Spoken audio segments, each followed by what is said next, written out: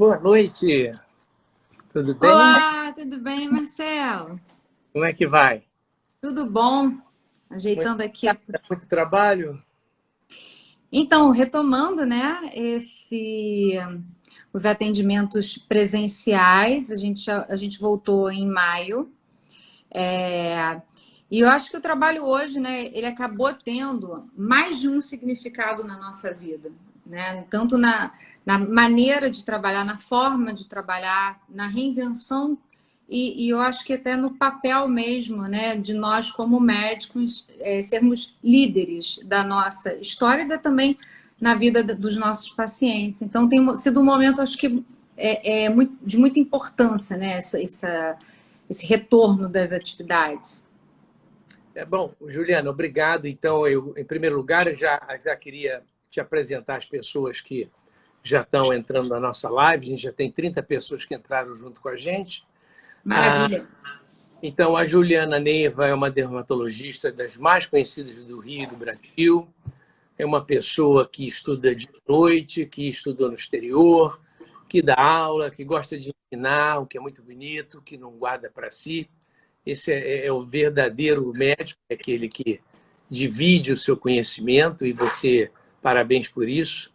Eu sou testemunha, eu vejo sempre suas lives, suas postagens, então acho que é muito importante. Acho que você ensina as pessoas a se autocuidarem, se autoapreciarem. Então, Juliana, obrigado em meu nome, obrigado em nome da Itamacino que nos convidou para essa live. E você lembrou muito bem. Eu acho que nós médicos agora temos um papel de médico. Eu, particularmente, na cirurgia vascular, a gente não interrompeu, porque tiveram muitas urgências relacionadas à pandemia, ao Covid, trombose. Então, nós não paramos. Mas várias especialidades pararam pelo contato desnecessário.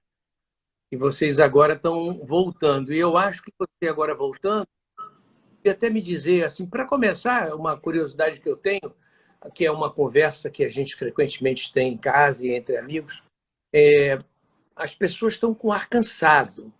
É como se nesses 3 meses as pessoas envelhecessem 3 anos. Você, como uma pessoa especialista nisso, você tem reparado isso também? Então, Marcelo, primeiro eu queria também agradecer, sabe, o convite. Eu coloquei isso nas redes sociais, o honroso convite para ter um papo com um médico que eu acho que é uma referência, não só no Brasil como no mundo. Você é uma pessoa que nos representa lindamente, trata dos pacientes com excelência, traz também informação, tem feito um trabalho muito interessante também de compartilhar conhecimento, né, na live, ou seja, para as pessoas que não são do nosso, né, universo, e eu acho que isso tem um papel de relevância social muito importante. Obrigada a Itamacino e a todos que confiam na gente, na sua família que eu também adoro, enfim. Mas eu acho que essa questão, sabe, do cansaço, do aspecto cansado, ela de fato, ela está muito presente hoje no consultório. Não só como uma queixa recorrente, enfim, realmente do paciente se queixar, que está se enxergando mais abatido, com a pele mais opaca, mas também deu como médica, no exame físico, perceber que também, ou pacientes que já tratavam, ou pacientes novos, que realmente essa pele ela sofreu um impacto. E por que isso acontece, né? A gente tem o estresse oxidativo. O estresse oxidativo é uma regência inflamatória e a microinflamação ela é cada vez mais estudada no processo de envelhecimento, não só da pele, mas de forma geral. Mas na pele, sobre a pele, a gente tem uma menor capacidade, né, de regeneração, a gente tem um desgaste maior, então é como se fosse uma balança que ela fica desregulada.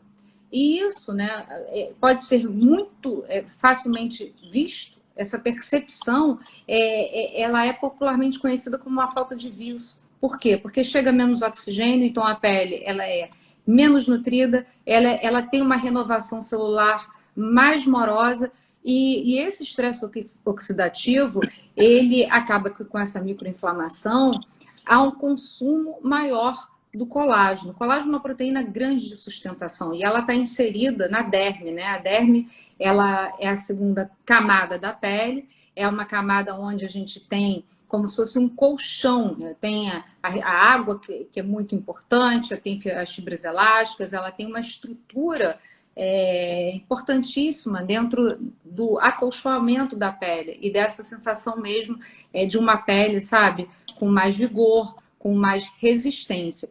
E a redução das fibras, seja de uma forma temporária ou até mesmo, né, de uma forma que acontece com o envelhecimento, que acaba ficando, a gente fica com menos qualidade e menos quantidade. Isso pode pegar uma média a partir dos 30 anos, mas isso pode acontecer antes, né? O estresse oxidativo, ele hoje está sendo muito precoce, porque ele é muito influenciado pelo estilo de vida. Uma pele, por exemplo, que ela pega muito sol, ela é submetida a um regime, sabe, de, por exemplo, alimentar mais rico em carboidratos simples, alimentos ultraprocessados, isso acaba aumentando também a glicação, que é, né, a reação, para quem está acompanhando a gente, é uma reação em que há uma quebra do colágeno, que é essa principal proteína de sustentação. Então, eu te falaria assim, a partir dos 25 anos, tem que ficar mais atento. A partir dos 30, passa a fazer mais parte do metabolismo. E a cada década isso se acentua. Tem com dieta, com alimento, com suplemento, como é que a gente faz para recuperar esse nosso colágeno ou para tentar melhorar? Então, eu brinco que perder colágeno não é fácil, então tem que tentar poupar, porque recuperar não é moleza. Os últimos trabalhos científicos, até fiz uma revisão grande de literatura sobre suplementação, colágeno hidrolisado, realmente qual é o benefício de suplementar, se isso de fato traz um impacto muito favorável. A gente tem na suplementação nutricional, através do colágeno hidrolisado, tem alguns tipos como o Virusol, que tem uma absorção melhor. Você pode ter, você pode facilitar o funcionamento do fibroblasto, a célula que produz, né, essa proteína, o colágeno. Você pode facilitar o processo metabólico, mas infelizmente tomar colágeno não faz com que a gente fique com mais colágeno. Eu adoraria, mas não é assim. Então, como é que a gente tem que fazer? Primeira coisa, entender o que desgasta, entender o que quebra mais. Estilo de vida, sem dúvida nenhuma, então sol. 90%, 9 entre as 10 principais causas de uma flacidez mais precoce vem do sol e que é um efeito cumulativo. Se faz todos os dias, meses e anos. Então, nunca é tarde para usar o filtro solar. E o filtro solar é um excelente agente contra a flacidez. Interessante. Queria fazer duas perguntas nisso, só para continuar teu raciocínio. A gente mora num país tropical. Então, nós estamos expostos diariamente ao sol, à poeira e, no Rio de Janeiro especialmente, ainda à poluição. Verdade. Eu fico perguntando, o filtro solar, você disse que ele melhora, mas o filtro solar, qual é o ideal? Qual é o balanço que a gente tem de filtro? É todo dia, toda hora? Em algum momento? Maravilhoso. Um para o mar, um para a terra? Como é que é? Bom, o filtro a gente tem assim algumas características hoje que diferem um bom filtro solar. Então, o filtro solar, anteriormente, ele era avaliado muito pelo FPS, né? O FPS é 30, é 50. Hoje não é só farmácia. Isso. Qual é o maior que tem? 70? 90? Mas porque o FPS é sobre o UVB. O UVB é um raio que se associa muito ao câncer de pele.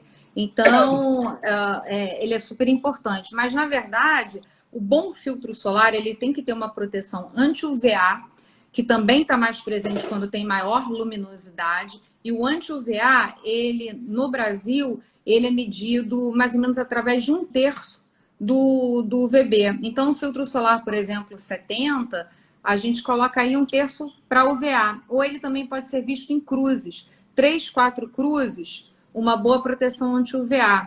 Ou ele pode ser medido pelo PPD. PPD, um bom filtro anti-UVA, ele deve ter um PPD mais ou menos em torno de 20 e 25. Isso vem nas bulas? Vem. Ler rótulo do filtro é uma boa dica para entender melhor como é que você pode escolhê-lo. Nunca lê, é verdade. A gente acaba não lendo. Né? 50, 70 e compra. A gente vai muito pelo número dele, né? Então, aí tem essa dica do PPD, que é o anti-UVA, ou que pode ser medido em cruz, ou mais ou menos 1/3 do UVB. E também tem você tocou um assunto, poxa, super recente, que é o papel da poluição na produção do infravermelho. Infravermelho esse, que é um raio que penetra mais profundamente e que também está muito associado ao envelhecimento precoce e flacidez. Menos ao câncer de pele, mas muito ao envelhecimento precoce. Os filtros solares que protegem mais são aqueles que têm antioxidante na sua formulação. Então, o infravermelho... Tem antioxidante. Alguns sim, né? Alguns nós, os especialistas, a gente aponta quais as melhores concentrações, quais os melhores antioxidantes, mas por vezes já tem isso escrito no rótulo. Fotoprotetor com antioxidante. Falando o seguinte, eu vejo, volta e meia, você está fazendo exercício na praia, no Leblon, com seus filhos, etc. Agora, me diz uma coisa. A pessoa que vai ao mar, o filtro sai.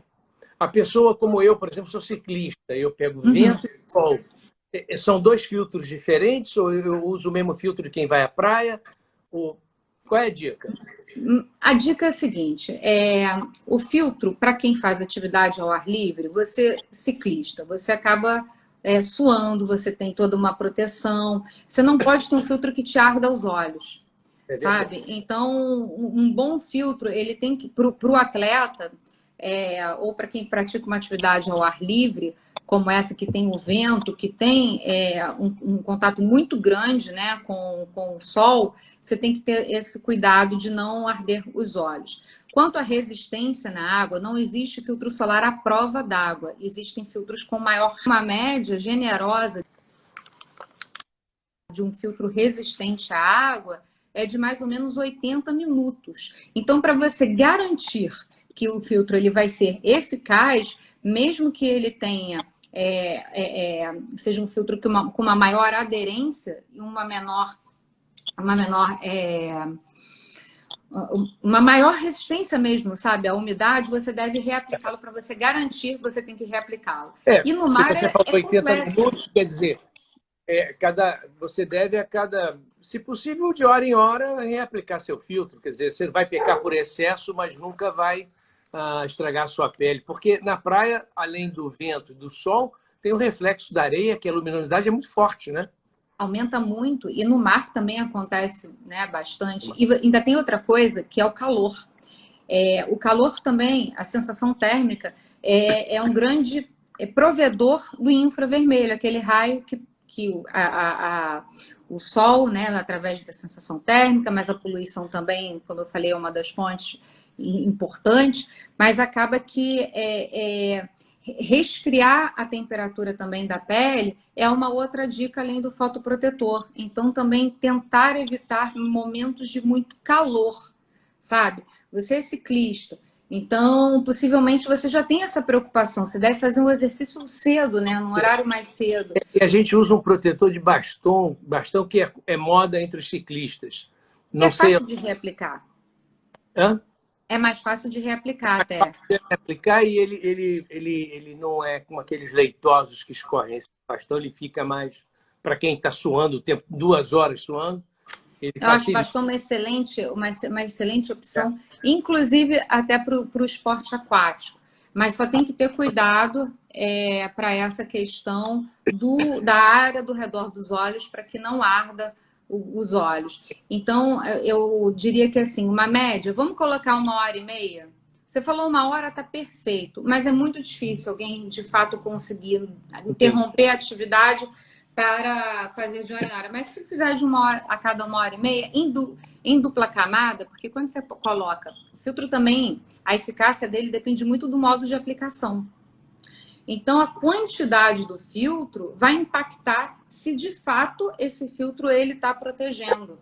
E uma forma fácil da gente ver isso fácil de controlar, através da aplicação em dupla camada. Coloca uma vez, coloca a segunda por cima. Entendi. Aí as reaplicações serão mais fáceis e mais eficientes. Eu fico pensando, uma pessoa está jogando, digamos, uma partida de vôlei de praia. Está se atirando no chão, cai areia, cai não sei o que, limpa o rosto. Quer dizer, o filtro já saiu nos primeiros 5 minutos. Olha, você falou um esporte, eu fico enlouquecida com os meus. Eu tenho que negociar, é uma negociação frequente. Vôlei de praia eu acho uma loucura para o dermatologista. Estou puxando sardinha aqui para minha área porque é um esporte desafiador. Para a pele. Mesmo. Para a pele é.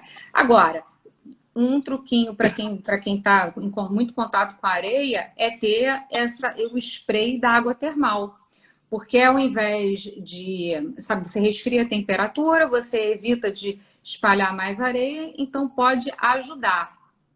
Não é fácil. Não é fácil. Mas Olha só, a nossa live ela é interativa. Então eu recebo umas perguntas. Agora a Júnia Marques fez uma pergunta. Se você poderia explicar para ela a diferença entre cosmético e dermocosméticos. E dentre essas opções, o que é o melhor e o mais adequado para a pele? Ah, legal. Tem essa diferença. Legal. Então, os cosméticos, eles são produtos que a gente encontra, né, em larga escala, em prateleira, enfim, são os produtos que têm por uma finalidade de trazer um efeito, o efeito cosmético é um efeito de estética, sabe? O dermocosmético é um cosmético desenvolvido para os cuidados com a pele. E vem um nome assim que está sendo muito procurado e muito falado, especialmente nesses últimos meses, que é justamente o skincare, os cuidados com skincare. E aí, o que usar? Dermocosméticos? Cosméticos? E se forem dermocosméticos, qual marca, qual linha? Eu me autoprescrevo? Então, assim, existem grandes diferenças que a gente fala, né, dos veículos. Veículo é aonde o ativo desse cosmético ele está inserido. É um creme, é uma loção, é um gel, um sérum, uma espuma. A concentração também impacta. Normalmente um cosmético tem uma concentração mais suave, porque ele é distribuído para tipos de população mais gerais. Um dermocosmético ele pode vir de um centro de pesquisa, com desenvolvimento, sabe, de ativos mais estudados. Provavelmente um profissional que vai indicar, a pessoa que procura um profissional, que na verdade seria o mais indicado antes de sair usando uma substância no seu rosto, na sua pele, ouvir um profissional, não é isso? E, Marcelo, sabe o que a gente vê muito? Como justamente tem uma curiosidade muito grande, né? As pessoas gostam de ver na internet qual é a novidade, seguir tal blogueira, ir na farmácia. Eu mesmo adoro uma farmacinha de dermocosmético. Eu sou uma fã desse tipo de pesquisa. Mas o que eu vejo? Muitas situações de alergia, dermatite de contato, erupção de acne, um dermocosmético que seria, por exemplo, para uma pele mais madura, uma menina mais nova usando, e aí dando realmente uma pele, sabe, mais oleosa, com poros mais alargados.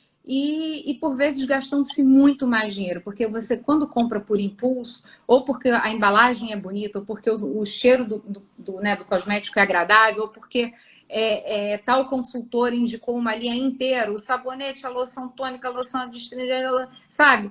O creme da área dos olhos, você acaba consumindo sem às vezes ter aquilo de uma maneira individualizada. E aí é o que eu brinco que é o barato que sai muitas vezes caro, sabe? Já vi muita reação de pele, muito. Falou rapidamente aí em acne e agora me veio à cabeça um assunto que a gente tem lido. Eu volta e meia vejo os jornais americanos e vemos em jornais leigos, não jornais médicos, estão falando agora na acne provocada pela máscara. Até um apelido de maskne, né? Então, boa. Você tem observado isso? Tem. E que outros efeitos deletérios você tem observado do uso contínuo da... Esse termo, né, ficou realmente mais, até saiu na mídia, em Vogue. Por quê? A máscara, ela provoca uma maior umidade, né, sobre a região, que é uma região já com mais glândula sebácea, então a gente tem uma tendência, essa área geralmente é uma área mais oleosa, tá? E quando a máscara ela faz esse efeito, né, ela acaba fazendo um abafamento, ela aumenta a umidade, mas ela também aumenta o atrito. Então, por exemplo, uma máscara de tecido, ela atrita sobre a pele, ela pode piorar a barreira cutânea, e barreira cutânea, que ela não está tão íntegra, pode ser um facilitador realmente para a proliferação de micro-organismos. E não é só acne, não. Rosácea, a dermatite perioral. Então, eu vi sim aumentar. Te digo até que, na minha experiência pessoal com o uso de máscara, com a N95, enfim, eu tenho usado máscara continuamente. Eu tenho rosácea, então eu tenho uma pele que ela tende a ter mais sensibilidade, ela tende a ser menos hidratada, e esse atrito da máscara me desencadeou uma crise de rosácea. Então, eu acho que a atenção... Preparando a nossa conversa hoje, eu estava lendo que existe nos Estados Unidos uma associação dos portadores de rosácea. Sim. E eles distribuem um jornal e etc., e novidades. É muito interessante. O americano tem umas coisas geniais, né? E aí, como é que você agora, em casa, com estresse de filho e clínica e agora saindo com máscara, como é que você controla a rosácea? Tem cura ou tem controle? Então, a rosácea é uma doença inflamatória da pele, crônica, que normalmente ela tem episódios, né, de recorrência. E você falou dos Estados Unidos, mas a gente também tem centros europeus que têm o estudo focado na rosácea de uma maneira muito interessante, que ele contempla o atendimento multidisciplinar. Então, como é que eu vejo a rosácea na minha vida e como é que eu vejo a rosácea na vida dos pacientes? A gente precisa realmente atuar em outros campos além da dermatologia, sabe? Porque, embora seja uma doença dermatológica, ela é muito afetada pelo estilo de vida. E Marcelo, eu tenho me encantado cada vez mais pela medicina do estilo de vida junto com a dermatologia integrativa. A dermatologia integrativa, ela entende que a dermato, ela se beneficia da combinação de tratamentos. Por exemplo, se a gente trata juntos, né? Você é um grande especialista em vaso, né? A rosácea é uma doença que tem uma questão vascular importante, ou seja, o nosso endotélio ele é menos resistente. Então, quando isso é visto com um olhar multidisciplinar, é bastante engrandecedor para o paciente. Mas, de forma prática, obviamente não chega, né, no cirurgião vascular, só estou falando como os olhares interdisciplinares eles podem ajudar ao paciente, mas é assim, como é que é o controle? Como é que é esse contraponto, já que o estresse é um fator desencadeador, o emocional é desencadeador de uma crise de rosácea, tal qual também a mudança climática. Então, assim, a gente está numa época do ano que tem mais ressecamento. Ressecamento pode ser também um gatilho. Então, é ter um cuidado maior com a alimentação, ou seja, beber água, tá com água aqui, dentro da minha dieta, da minha escolha nutricional, conseguir, sabe, evitar alimentos muito açucarados sempre, ou seja, ter uma dieta balanceada em alimentos que eu possa comprar na feira. Então, vegetais, frutas, e aí eu coloco até em suchás, porque isso facilita, sabe? Eu misturo, faço muito suco verde, gosto. E práticas de meditação. A prática meditativa, isso daí não tem erro, tem estudos científicos endossando. Então, nesses centros multidisciplinares de tratamento de rosácea, tanto nos Estados Unidos quanto na Europa, né, eu queria que no Brasil até isso fosse mais divulgado, a rosácea muitas vezes ela é subdiagnosticada, tivesse justamente esse cuidado, sabe, da abordagem, da redução do estresse através de práticas meditativas, de uma alimentação com menos presunto. O que na alimentação pode desencadear rosácea? Alimentos apimentados, açúcares refinados, bebida alcoólica. Então, são fontes de piora. Então, acho que tudo tem que ter um contraponto, tentar evitar no momento de crise, sabe? E eu acho que é nesse lugar mesmo que eu tenho trabalhado, sabe? Em mim. É entender quais são os meus principais gatilhos, exatamente, e tentar equilibrar para que esses gatilhos não sejam gatilhos que prejudiquem tanto a minha qualidade de vida. E a outra coisa também é hidratação. A base da pele da rosácea é uma base de pele sensível. Pele sensível não é frescura. Pele sensível é uma característica em que a pele ela tem uma menor capacidade de reter hidratação natural, sabe? Ela tem uma menor, realmente, capacidade de fazer essa função de barreira, que a pele é o maior órgão de barreira, né? O órgão de interface. Então, a hidratação diária, isso vale para a máscara, para a erupção de máscara também da acne. Mesmo a pele oleosa, ela tem que ser hidratada, porque um dos fatores da acne na pele com o uso da máscara é justamente perder a gordura que é a gordura protetora e facilitar a proliferação bacteriana, exatamente. E aí faz... a gente tem falado muito da microbiota cutânea, tanto na acne quanto também na rosácea, enfim. Então, nesses abordagens, né, a gente estava falando de rosácea, mas na doença crônica, seja uma doença cutânea, é importante entender que você pode não ter cura, mas você tem controle. E o controle, eu acho que vai muito também... Oi? Tem várias perguntas sobre colágeno. Macedo, como é o nome dessa pessoa? Macedo? Macedo, qual o melhor colágeno? Não, o nome da pessoa que eu não entendi. Eri Macedo fala sobre qual o melhor colágeno. A Glaucia pergunta se o colágeno com verisol e ácido hialurônico em pó funciona, se absorvemos. Quer dizer, voltamos àquela história do colágeno ali que você já tinha falado um pouquinho. Legal. Vamos voltar, vamos. Então, a gente estava falando da suplementação, né, do colágeno. Aí eu vou dar uma dica para o pessoal aqui. Não adianta só tomar colágeno hidrolisado. O verisol é um ótimo tipo de colágeno hidrolisado. Eu gosto, prescrevo bastante.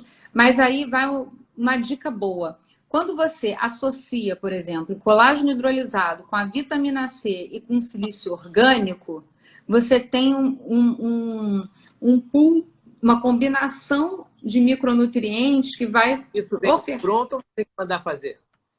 Tem algumas formulações, já tem alguns que são prontos, de boa qualidade, mas se individualizar o tratamento, acaba tendo o benefício também de poder aumentar a concentração, entender qual é o tipo de pele, porque assim, uma coisa... Uma contraindicação, a mulher grávida, ela pode usar essas... Olha, em geral, até os obstetras, né, assim, eu brinco que nesse caso da gravidez, o maestro é o obstetra, enfim, a obstetra, porque acaba que tem obstetras que são muito restritivos, né, e outros são já mais abertos. Mas o que eu tenho estudado na obstetrícia é que o uso do colágeno hidrolisado pode até ajudar a reduzir edema, sabe, edema de membros inferiores. Então, eu não vejo nenhuma contraindicação. Agora, há de se ter cuidado, né? Nada que é demais também adianta. Não adianta fazer doses muito altas. Tem que ver o veículo que esse colágeno também está inserido, porque existem também alergias. Porque muitas pessoas são dirigidas pelo Instagram, pelo Google, pela própria farmácia que hoje te vende essas coisas. Sem consultar um profissional e saber qual é o adequado para você. E dentro disso, e você já até explicou, acho que o raciocínio da máscara é o mesmo, a Tatiana Sá está nos assistindo, ela fala que tem a pele ressecada nas mãos, se isso pode ocasionar inflamação das unhas, se somente hidratação é o mais adequado. E aí vai junto com a pergunta do Paulo Alves, que pergunta qual é a melhor hora de hidratar, antes de dormir. Maravilhosas perguntas. Acho que todo mundo passou a reparar mais nas mãos, né? Porque tem que lavar mais, o álcool em gel. Então, a mão ela passou a ser um foco muito importante na prevenção. Eu vejo assim, pessoas que não tinham esse hábito, né, tão frequente, acabaram incorporando, maravilhoso. Mas isso, nas mãos, até a Academia Americana de Dermatologia, a Sociedade Brasileira de Dermatologia já fizeram um post sobre isso, né? Porque acaba levando também ao maior ressecamento. Porque quando nós lavamos muito, a detergência, que é importante, né? Porque é através da detergência que o coronavírus vai embora, né? Quando está sobre a pele. mas a detergência ela também tira essa gordura protetora. Então, o ressecamento ele se torna mais frequente. Só que o ressecamento para a pele não é só pelo aspecto craquelado. Como eu falei anteriormente, né? A pele é um órgão de barreira. E o ressecamento, ele deixa essa barreira menos eficiente. Então, a reposição da hidratação, ela é parte importante também hoje do cuidado. E aí, hidratante, qual é a melhor hora de usar hidratante? O dia inteiro. Para as mãos, eu digo que assim, não tem hora, quando lembrar. Mas tem um truque também legal para hidratar as mãos, que eu acho que super funciona, porque muitas pessoas também se incomodam de sentirem a mão, sabe, gordurosa, na hora de pegar alguma coisa, sentir que está escorregando, e é compreensível. É fazer uma oclusão, ou seja, você aplica o hidratante, aí você pode colocar um papel filme para fazer com que esse hidratante ele tenha esse efeito oclusivo, e aí vai fazer alguma coisa, deixa 10, 15 minutos, passa rapidinho, assiste uma live. Hã? Mas é melhor não sair na rua assim, né? Não, na rua é melhor não. Na rua é melhor não. Sua mão assiste uma live, vai fazer alguma coisa, enfim.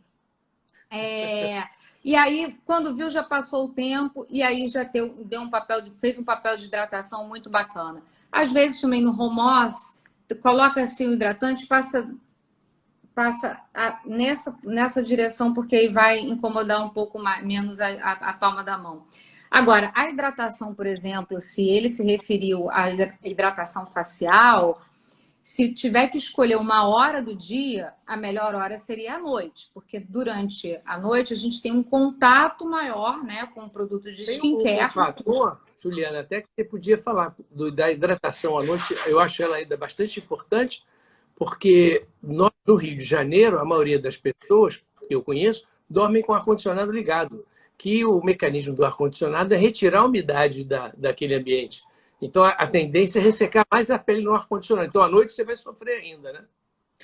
Não, perfeito. A noite é um momento que a gente tem, né, ou o ressecamento, o maior ressecamento pelo ar-condicionado, em lugares mais frios, muita gente usa também o aquecimento, né, o aquecedor, então é uma tendência mesmo a ressecar mais, ainda mais no inverno, né? Quando a gente pensa no inverno carioca é mais tranquilo, mas tem algumas cidades do país que têm já sofrido de baixas temperaturas e existe uma menor umidade relativa do ar.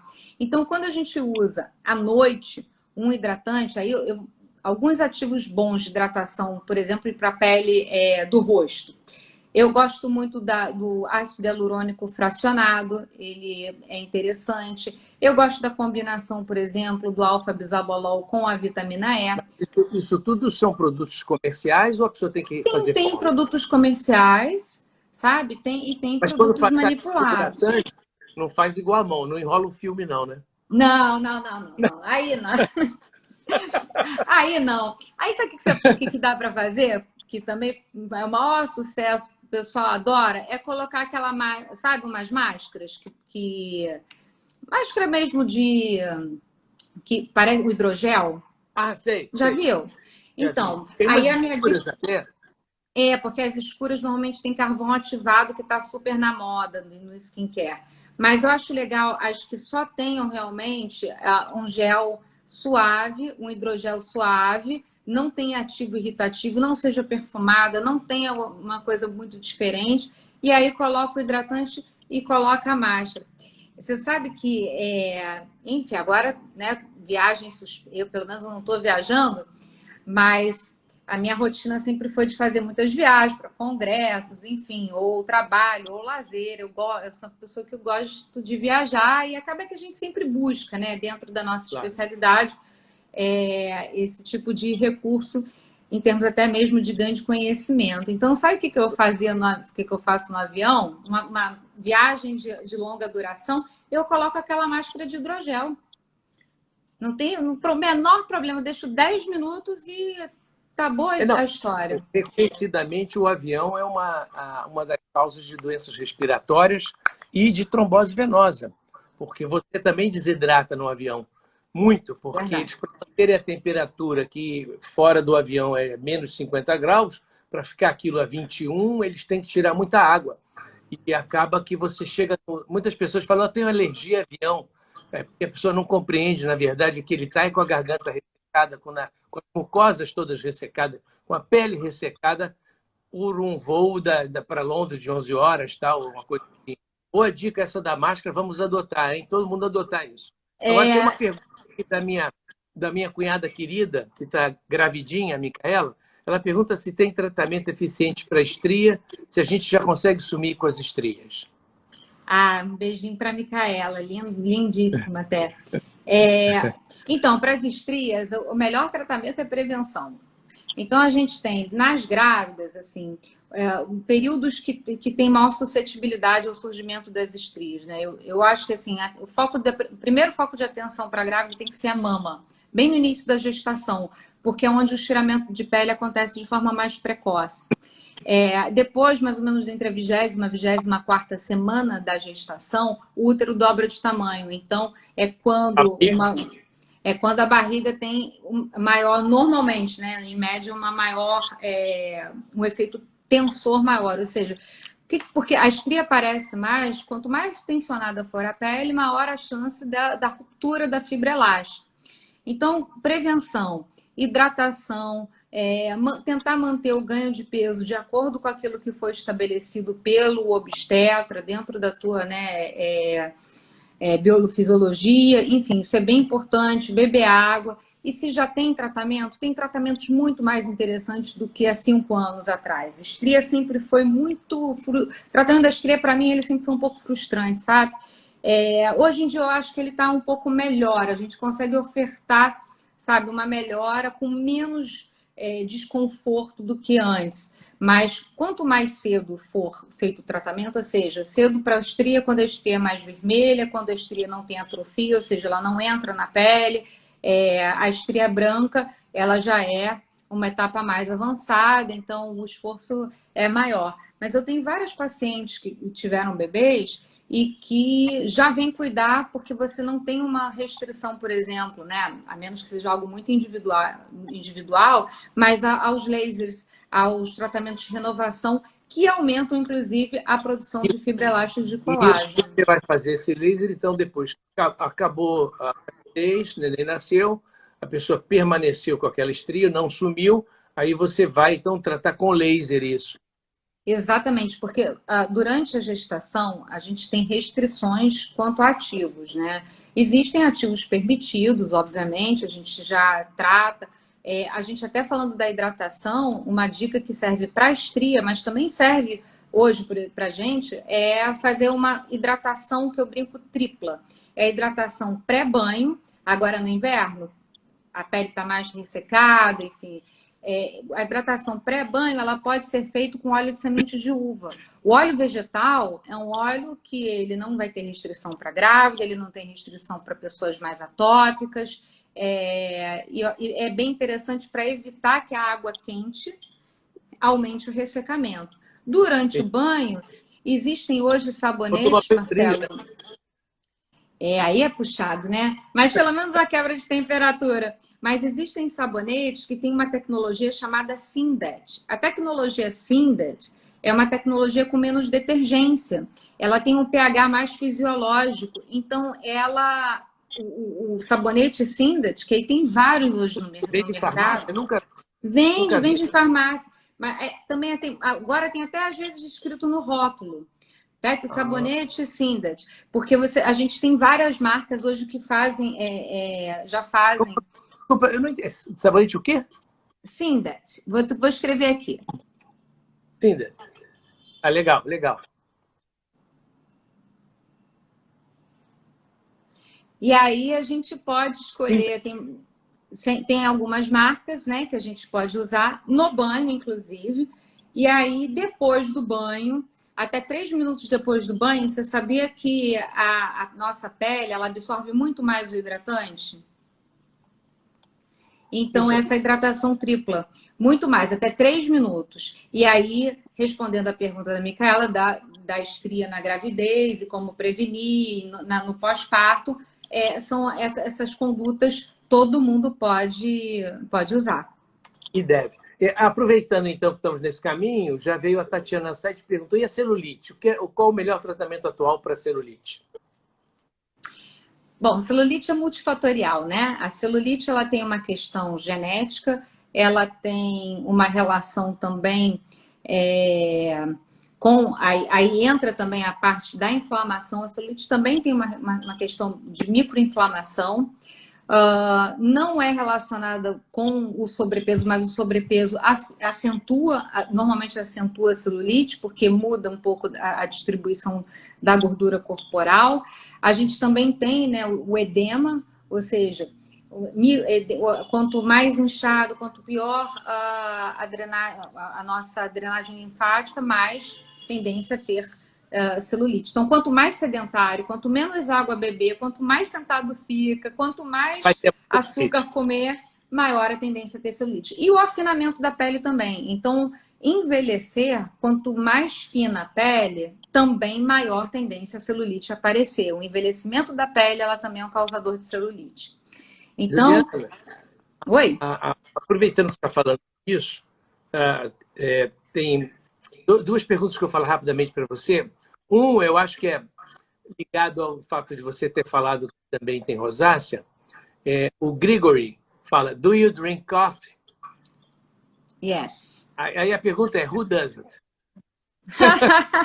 Maravilhoso. Não é? Aí a Miriam, agora tem um pedido de socorro, hein? Pedido de socorro tem que atender. A Miriam fala, por favor, meu cabelo está caindo, o que fazer? Eu acho que ela não dirigiu essa pergunta a mim. Não sou especialista nesse problema. Você é cirurgião vascular, Marcelo? O meu cabelo está caindo também. Bom, primeira coisa do assim, cabelo... A Miriam, o cabelo da Miriam... Miriam, você não está sozinha nessa não, Miriam? Tá? Até eu tive cabelo, eu tive um pouco de queda nesse período. A primeira coisa da queda do cabelo é um bom diagnóstico, sabe? Entender o porquê está caindo. O cabelo, ele cai, ele tem um ciclo de renovação, sabe? Então, o cabelo, ele tem uma fase que ele cai mesmo, sabe? Por isso que aquela regra de 100, 150 fios ao dia é uma regra que super vale. Só que aí tem fatores que aumentam essa queda.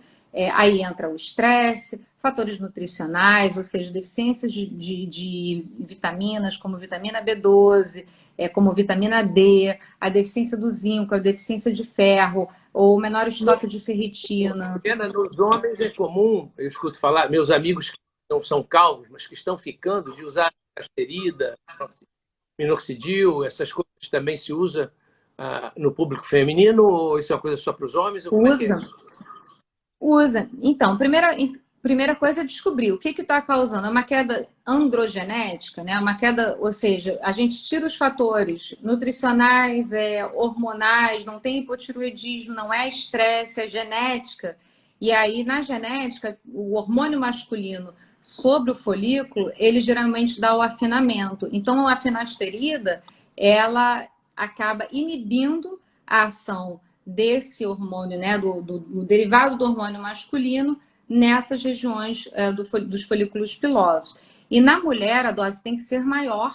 Normalmente, essa ação ela precisa ser colocada até de uma forma mais precoce, sabe? Porque a finasterida na mulher muitas vezes não é tão responsiva quanto no homem. E também na mulher tem uma outra característica. A mulher na pós-menopausa, ela muda também a distribuição do cabelo, o cabelo afina mais. Então tem que saber se essa queda de cabelo, ela é um padrão androgenético ou ela é causada pelo envelhecimento capilar, sabe? Então tudo vai depender da idade. Ou, por exemplo, a situação que o padrão androgenético está relacionado ao ovário policístico. Se não tratar o ovário policístico e só fizer finasterida, não vai ser o melhor tratamento. Então não é como no homem... Em resumo, é assim, não vá tratar a sua queda de cabelo na farmácia, pelo Google. Você deve primeiro fazer um diagnóstico especialista para entender o que está acontecendo.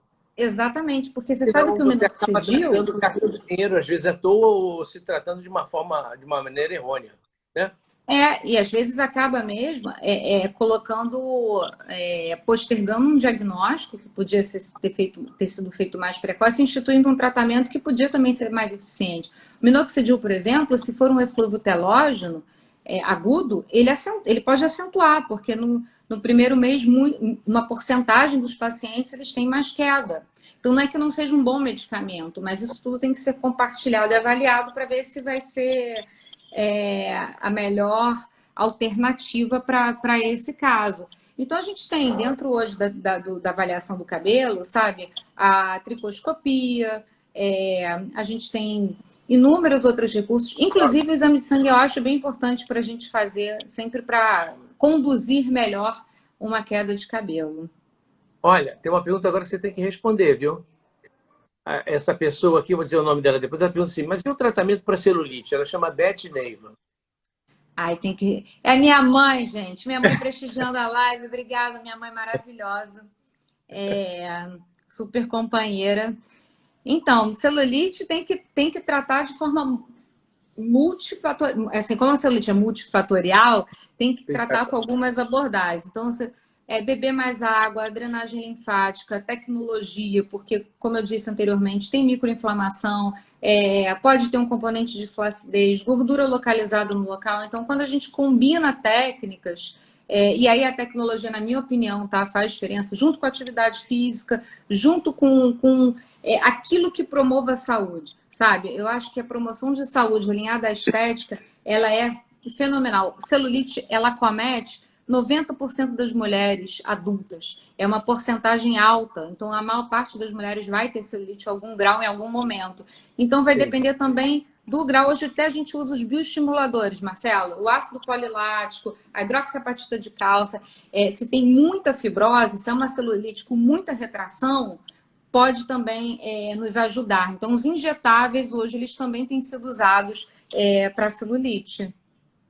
Entendi. A Ângela mudou de assunto um pouquinho e ela pergunta, a Ângela Boardman, se você recomenda vacina para o herpes zoster. Eu recomendo. Sim. E o herpes zoster também...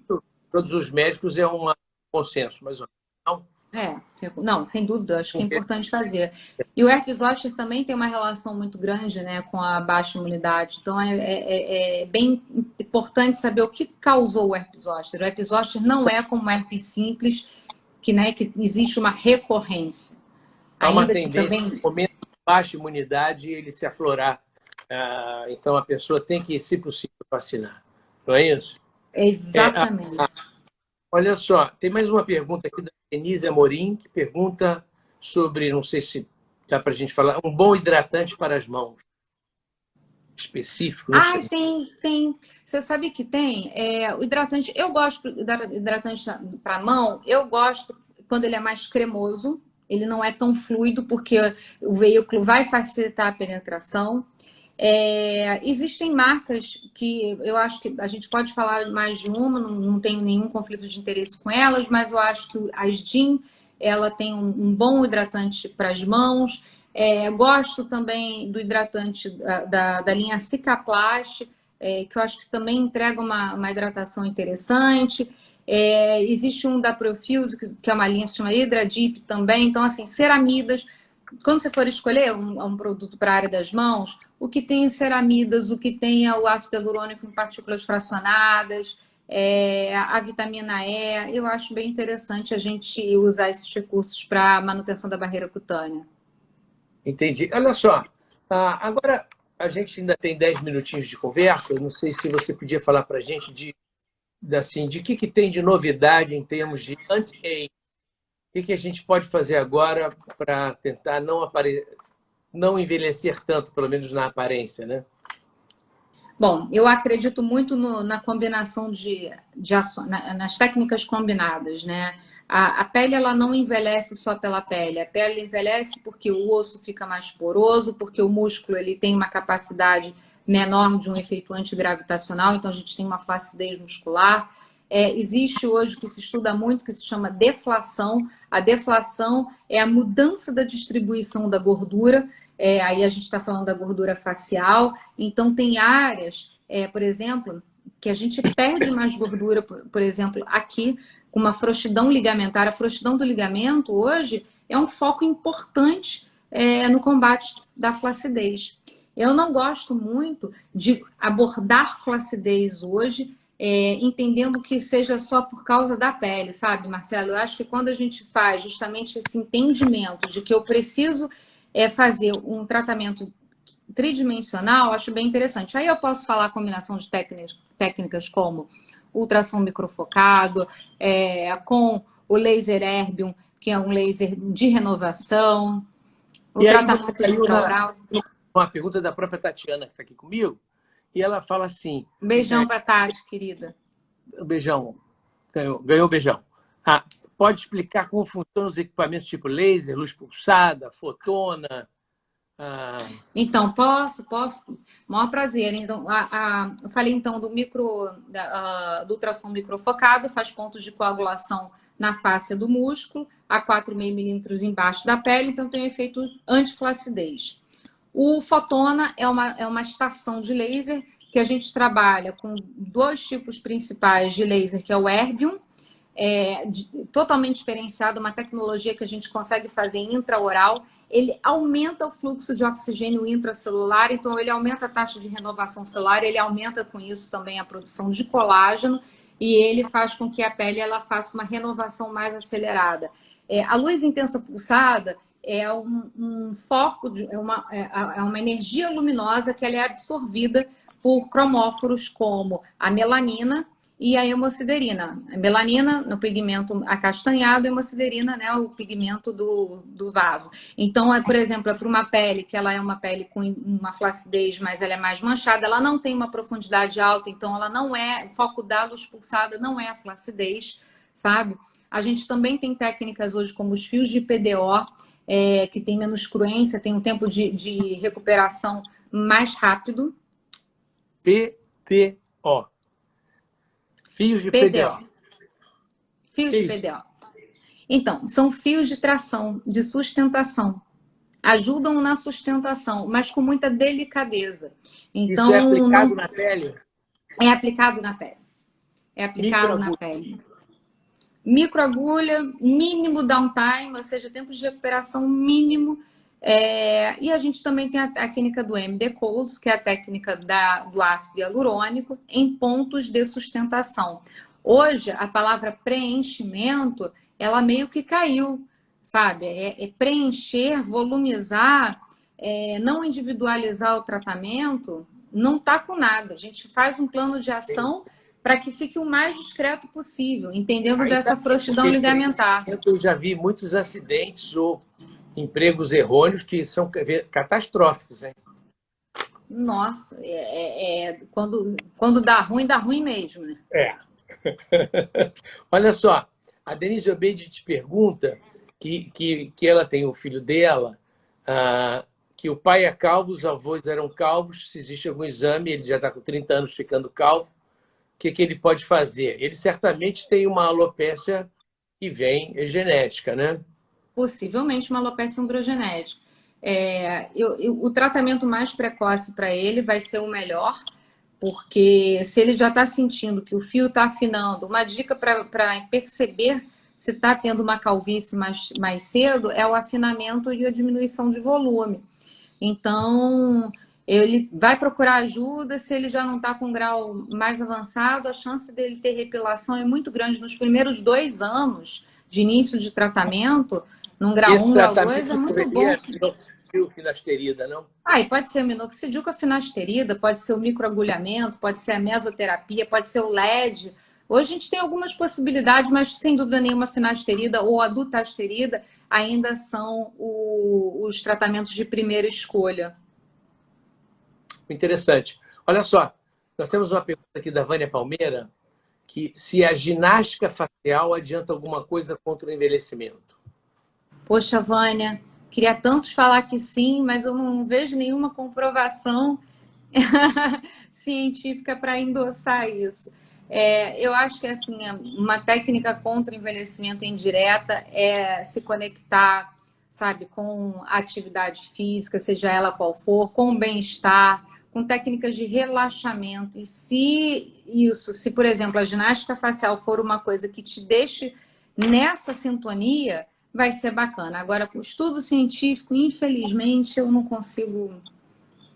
Aí vai ter que recorrer a fotona, cremes, Eu conheço a Vânia. A Vânia ela é a pele muito clara, ela é loura, ela é uma jovem senhora de uns 60 e 70 anos, então ela precisa fazer tratamento mesmo, não adianta só ginástica, né?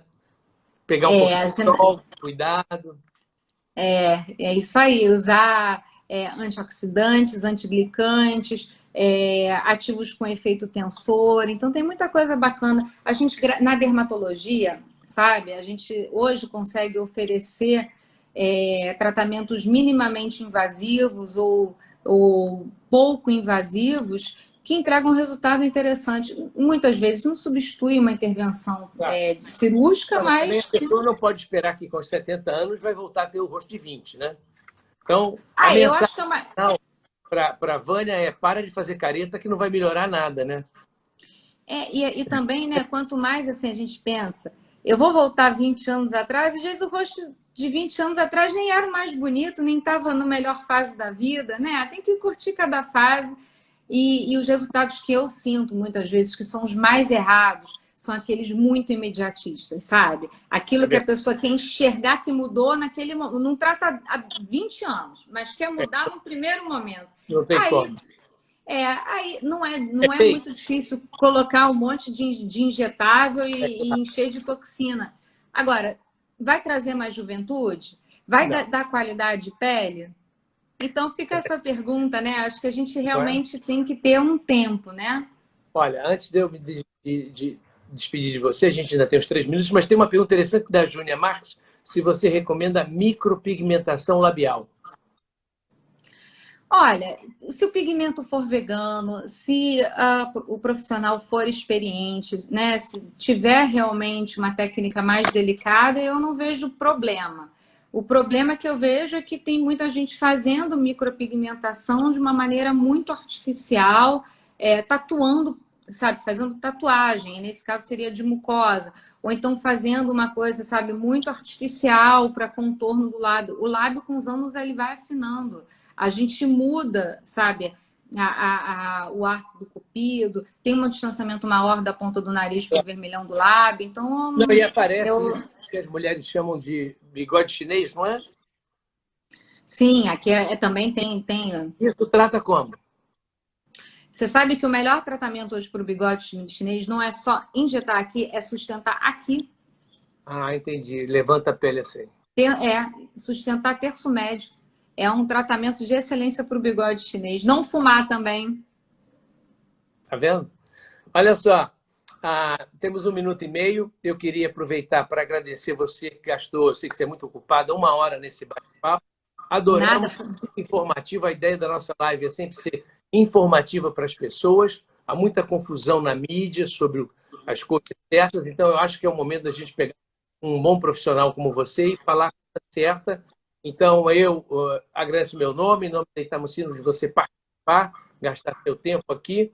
Lembrando as pessoas que essa live fica gravada no GT da Itamucino e depois vai para o YouTube, no canal da Itamucino. Pode rever, então, essas dicas. E se a Juliana der outra chance, a gente pega ela de novo e faz outra live, porque ainda E eu quero fazer lá no meu perfil, eu que agradeço todo mundo que participou, Tati, querida, acho que foram tantas perguntas boas de colega dermatologista que eu vi que também, sabe, interagiu com a gente. E gastar tempo não, eu ganhei tempo, porque bater uma bola com um profissional como você, numa empresa, sabe, de tanto prestígio também para o mercado médico, né? Eu acho que para mim realmente um grande prazer, é uma honra. E eu acho que é isso aí, a gente tem um papel de informação sim, um papel de esclarecimento, e foi maravilhoso, eu queria agradecer a oportunidade de estar aqui batendo esse papo e de todo mundo que acompanhou, mandou pergunta, porque nem pareceu, passou rápido. Passou rápido. Então tá prometido, próxima live com você daqui a um tempinho, hein? Um beijo grande. Um beijo. E até breve. Saúde. Até mais, obrigada.